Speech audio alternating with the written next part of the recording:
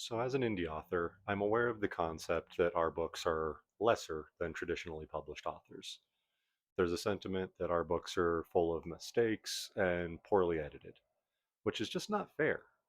A lot of indie authors spend a lot of their own money to ensure that their books are just as professionally edited as traditionally published books.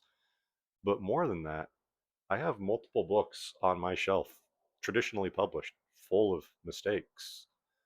I have a copy of Silent Blade by Ari Salvatore that has numerous places where just the wrong word is used, or chapter titles don't have spaces between the words. I have a copy of a Brent Weeks book that has entire sections where the wrong pages are printed. Instead of being pages 120 to 140, it's pages 60 to 80 again. I've got a copy of Lord of the Rings, by no means a first edition. I don't got that kind of money. But at one point, they call Frodo Frondo. And since it's not a first edition, that's a mistake that someone went in and added to a book that didn't have that mistake in the first place. So you're going to get mistakes in any kind of published work, indie or traditional. But then there's also the sentiment that indie books are not capable of making it traditionally. But traditional publishing houses aren't looking for quality, they're looking for marketability, they're chasing trends.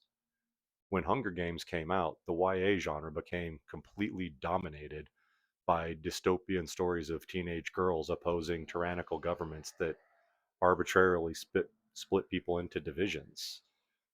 And very few of them had any lasting impact. None of them had the kind of pull that Hunger Games did.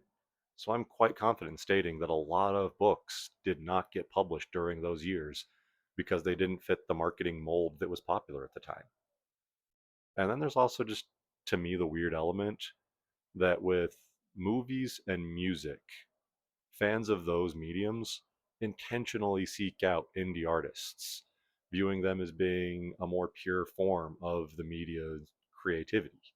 There's no studio interference in an indie movie or an indie album, but studio interference in a book is seen as the only way to get quality. And that just baffles me. If you're looking for stuff that's not the marketing trend, that's not overwhelming the shelves of Barnes and Noble, look for indie authors. You might find some mistakes, but you're going to find them in the traditional books. And you're probably going to find a lot of really cool stories on the indie shelves.